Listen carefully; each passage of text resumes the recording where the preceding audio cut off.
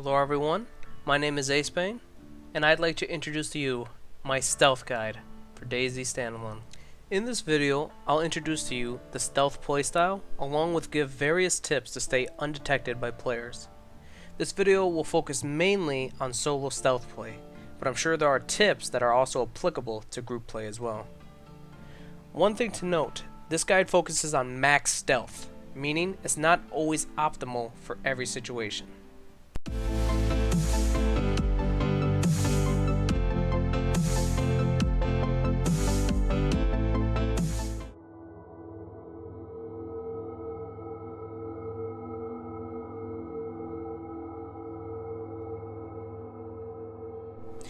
DayZ Standalone is in alpha phase, and all the tips mentioned here can be outdated in the future due to the game's updates. Also, all information and tips mentioned are what work for me personally. So, what is stealth? Stealth is generally the ability to avoid detection and conduct actions in secret. To be stealthy, we must avoid zombies and players' senses, which include vision and hearing.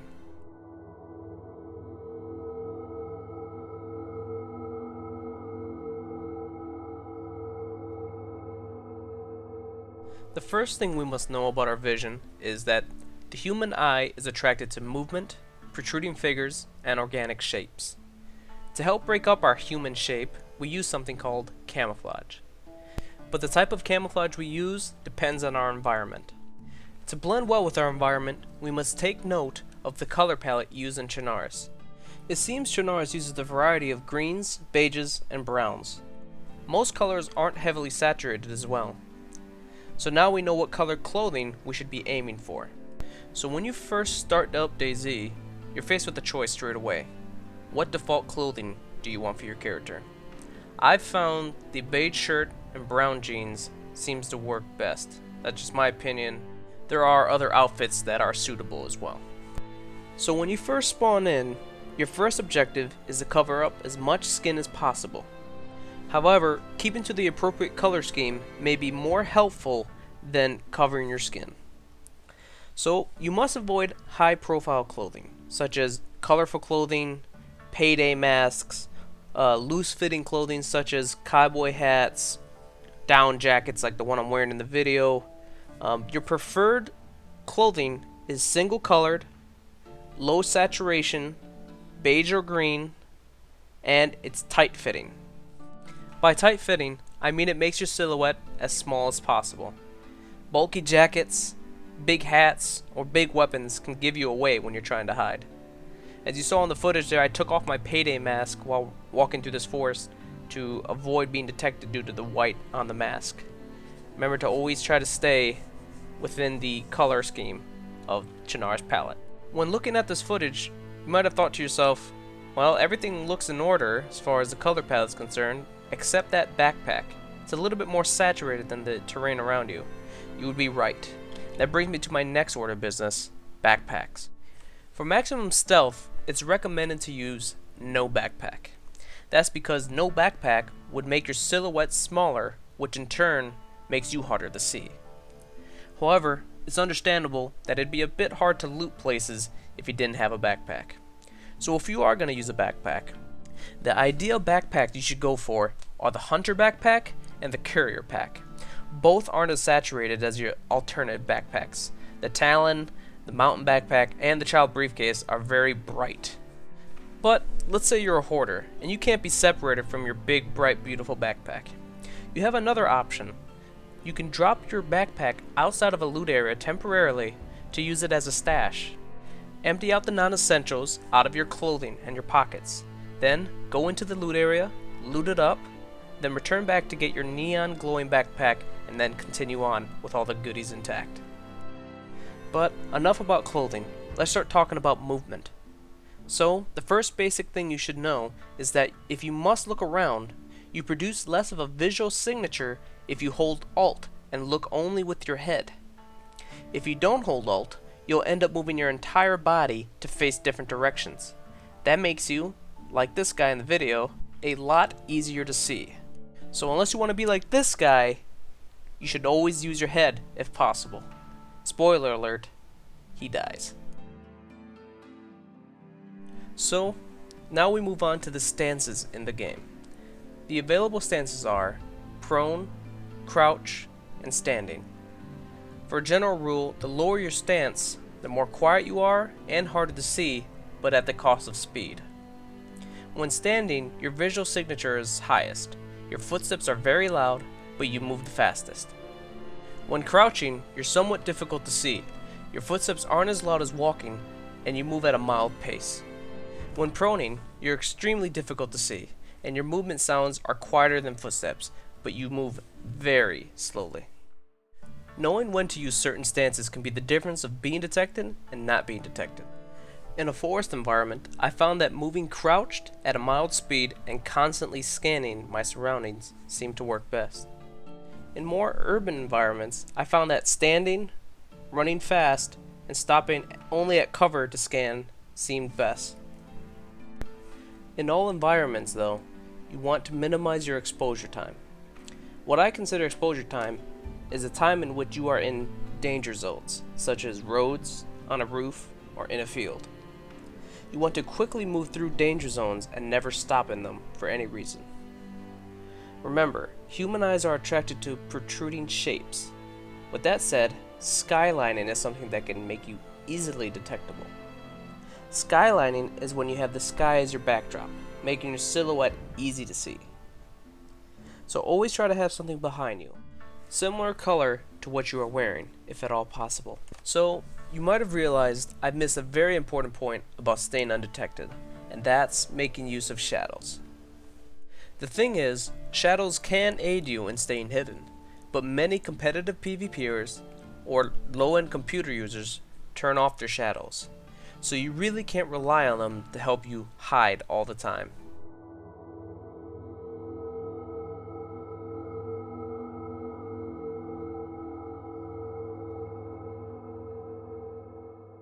Spotting a player is very important to remaining undetected.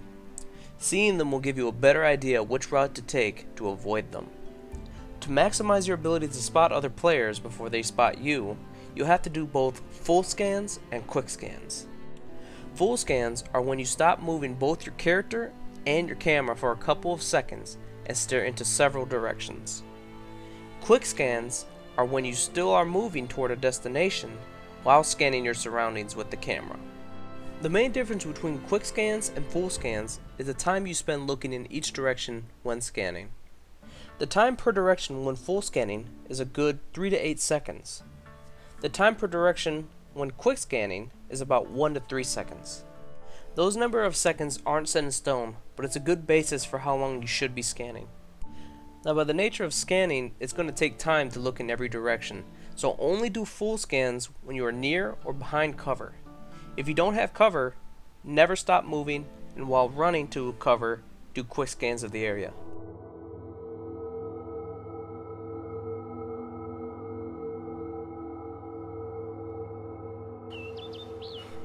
Pretty much everything in DayZ produces a sound, whether it be eating, drinking, reloading, swinging, changing stances, you name it. So with that known, you should always take care to do those actions outside of loot areas if you can help it. People listen for sounds that sound familiar to them, such as footsteps, eating, drinking, and if they hear those sounds, they will become suspicious about your presence. However, for you to hear those sounds 100% clearly, it requires you to be idle, and to have your character not breathing so damn heavily. Most players, fortunately for you, don't sit there idle and listen to sounds. So, the trick is to hear them before they hear you. Really, it comes down to the luck of the draw on this one. You aren't aware of each other until one hears the other. And when a player hears another player, it's common to stop doing anything so that way they reduce their audible signature, along with making it easier to hear the person next door to them. One thing to keep in mind is that different surfaces have different levels of volume. Always be mindful about where you're stepping. You don't want to walk on the loudest ground possible if there's someone right next door to you.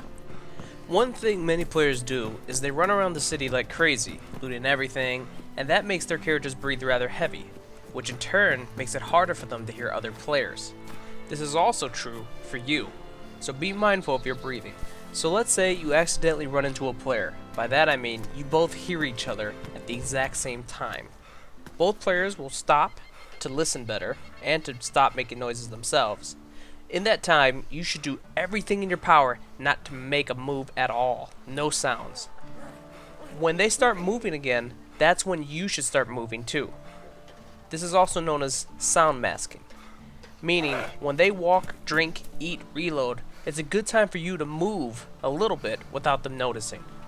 However, trying to mask any other sound except moving will be near impossible to pull off. But I know what you're thinking. You're like, Ace, I want to be a ninja assassin. How can I move completely quiet without having to deal with sound masking? Well, technically, you can. But the catch is, you need to change your stance sometimes, along with your mobility is completely limited when moving indoors. So you better get used to sound masking. Eventually, every movement will probably cause a sound in future updates. But those future updates aren't here yet, so get your ninja on, people. There's two methods of moving 100% silent. The first method requires you to be in the prone position. And when you're in the prone position, you can roll either left or right, any direction as much as you want, and it won't make a sound at all. However, careful when rolling, because if you are in a tight spot, it might stand you up. And as you know, changing stances makes noise. It's recommended to use the silent roll only when you're kind of outdoors or just outside of a building in the open a little bit. Tight spaces does not work well for the rolling method. The second method for moving silently is your vault key. That is the V key. You can either do this while standing or crouching, but I have found that crouching actually makes you vault faster. So always use a crouch unless you want to use standing for whatever reason. However, vaulting doesn't always work if you're facing a wall or you're in a tight spot. So what you have to do is you have to turn your camera away from where you want to go and then turn it back that way, and it'll work to let you travel up a staircase or whatever it may be. And when it comes to staying silent, practice makes perfect. So you should get into some houses randomly sometimes and just ninja your way upstairs or whatever it may be. Practice that vaulting inside, practice the rolling around on the outside. Because believe it or not, you probably don't have all day if someone's right outside your building. You gotta do it quick, get in position quick, as silently as possible. One thing to keep in mind is that the faster you're moving, the more sound you're making, and the louder sounds. Standing, crouching, and proning all make different sounds. Here, listen.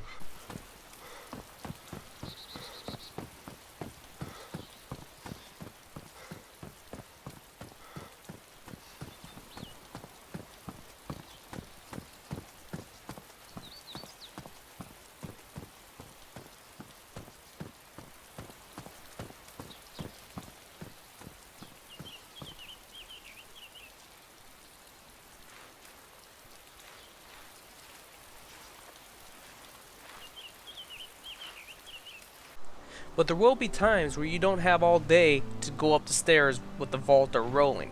So, I think prone moving is quiet enough. But the trick is to move in unfamiliar patterns.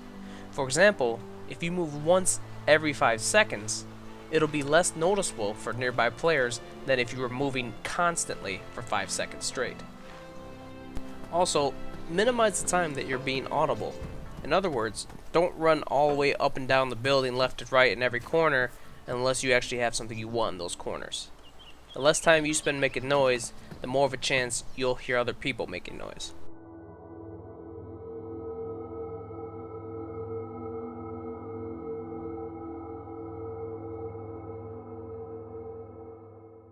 Ah, zombies, the big foe of DayZ.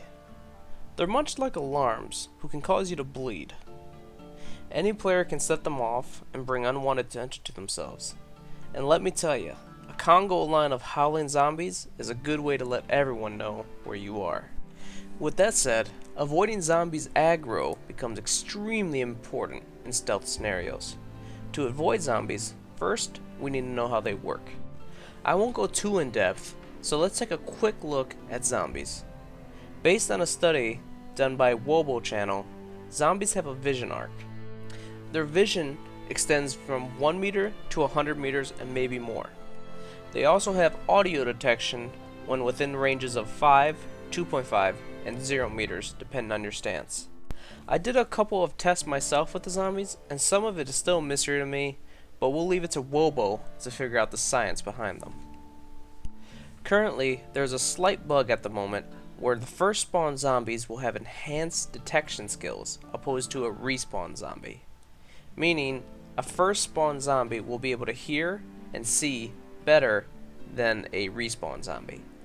However, I assume the DayZ dev team will fix that soon enough, so it's better to treat all zombies as if they're first spawned. It's not like you'll be able to tell the difference anyways.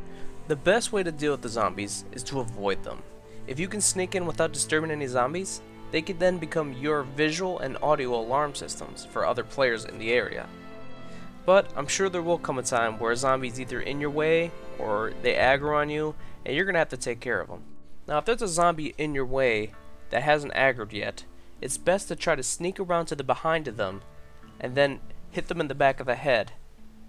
To guarantee a one-shot kill, you need to prone up to the behind of them and then stand up and hit them in the back of the head without moving while in the standing position. If you do aggro them, it's recommended that you run into the nearest building and or cover and then dispatch the zombies there. Killing the zombies quickly is almost always better than letting one or two tail you until you lose it naturally.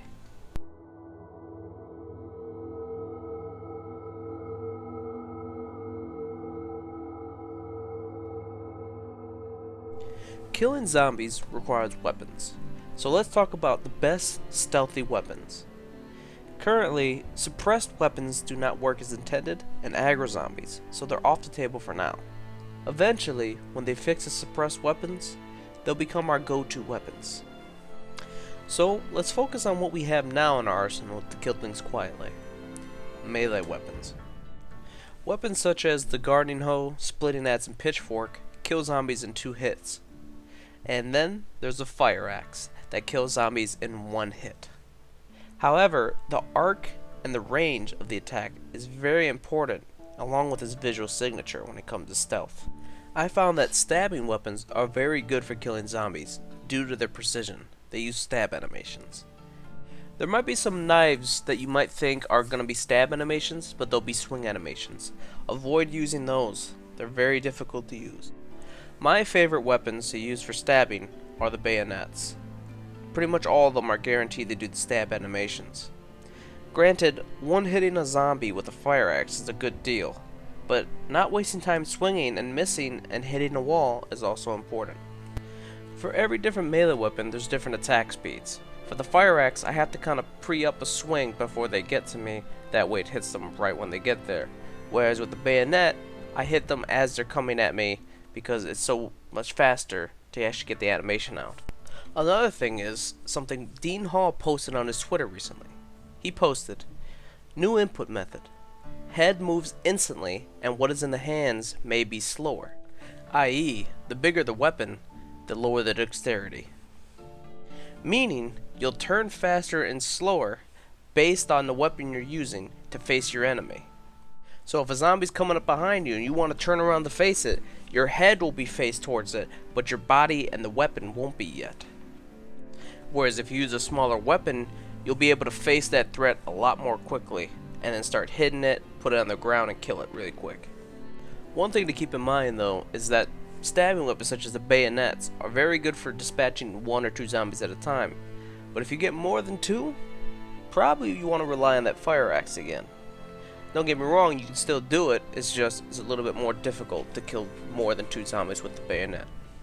So, we've all ended up trying to swing our fire axes or our other two-handed melee weapons in tight spaces before, trying to kill zombies, and it took us like 5 to 6 swings to actually kill them just because of hitting walls nearby to us. That's why stabbing weapons are actually really good in closed doors. The stabbing animation actually attacks directly in front of you, making it very easy to hit zombies in the head or wherever you're aiming. But this brings up another matter. It's the ability to conceal your weapon. Fire axes and two-handed melee weapons go on your back most of the time. You can fit them inside your backpacks, but it does take up a decent amount of spaces. Whereas weapons such as the bayonet actually take up 2 spaces and are very easy to hide on you. For the max stealth, it's recommended that you put your melee weapon inside your pack, whether it be a two-handed one or a one-handed one. What you're trying to do is to reduce your silhouette as much as possible. Having an axe or a crowbar protruding off your back might give you away.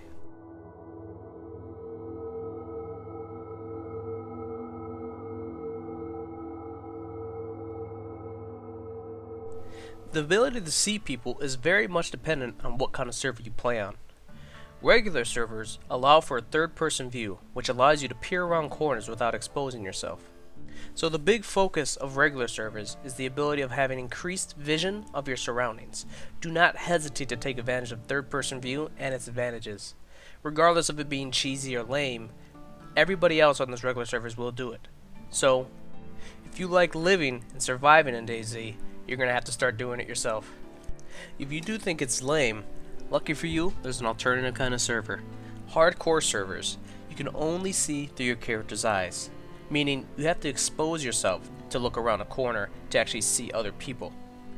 I personally feel playing on hardcore servers increases immersion drastically. There was a time I can remember where I was hiding in a bush and I saw two players approaching me and they walked right past me. My heart rate was up like crazy, but that heart rate wouldn't have been up so high if I was on a regular server and saw them coming 100 meters away. With that said, hardcore servers put a huge emphasis on hearing. Hearing is your other form of seeing. That's the only way you're going to know someone's next to you outside your building. So, in all, sneaking around on hardcore is easier, but you have a higher chance of bumping into someone unknowingly. Regular makes it a bit harder to sneak, but also makes it safer for you to scan your surroundings from behind cover. Regardless of what server you play on, you should always minimize your disadvantages and maximize your advantages, depending on the environment you're in.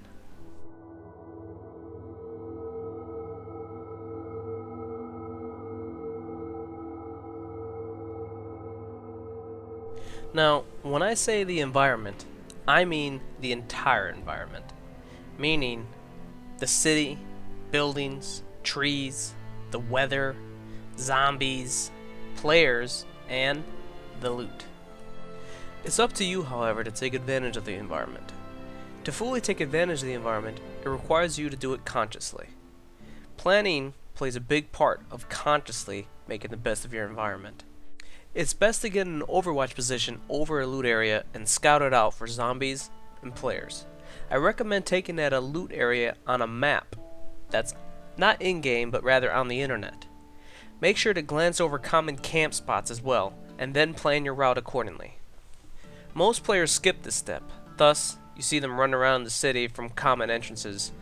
It's not necessary to make a full-blown plan, but at the very least you should scout out an area before going in. As you can see in this clip, it's raining. Rain and thunder is a form of sound masking. Rain also makes movement a little bit more difficult to see due to the constant rain coming down on the screen. However, there are breaks between the downpour of rain that you must be mindful of. You want to try to make your high profile moves and sounds when it's raining. And when the rain stops, you want to make your low profile moves. Now, as you know, in the environment there's zombies and people.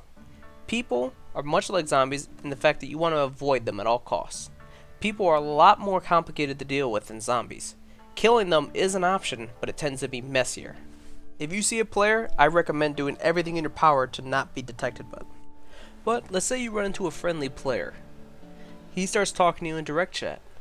You need to avoid them at all costs. I actually recommend running away from people talking to you on direct.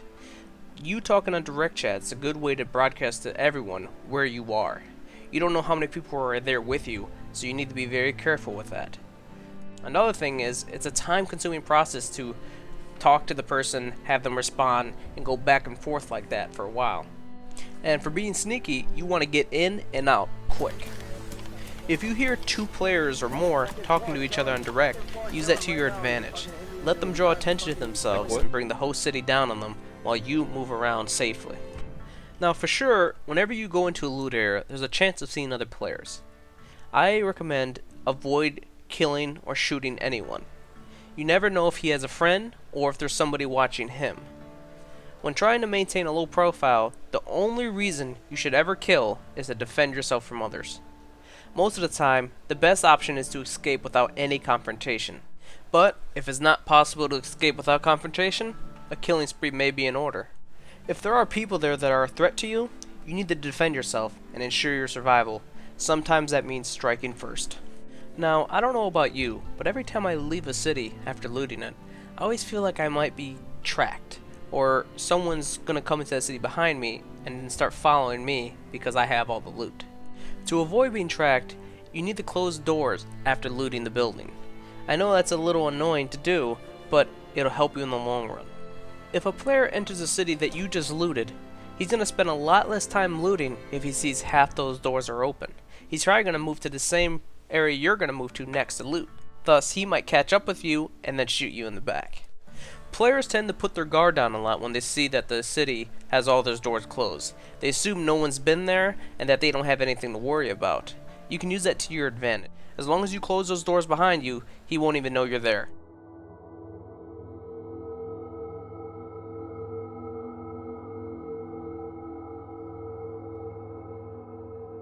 There's a lot of things that can help you stay alive.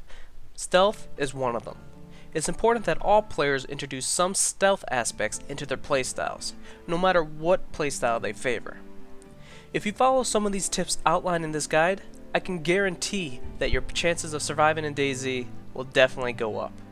If you learned anything from this guide, make sure you subscribe, drop a like, and a comment. I'd love to hear your feedback. Thank you for watching.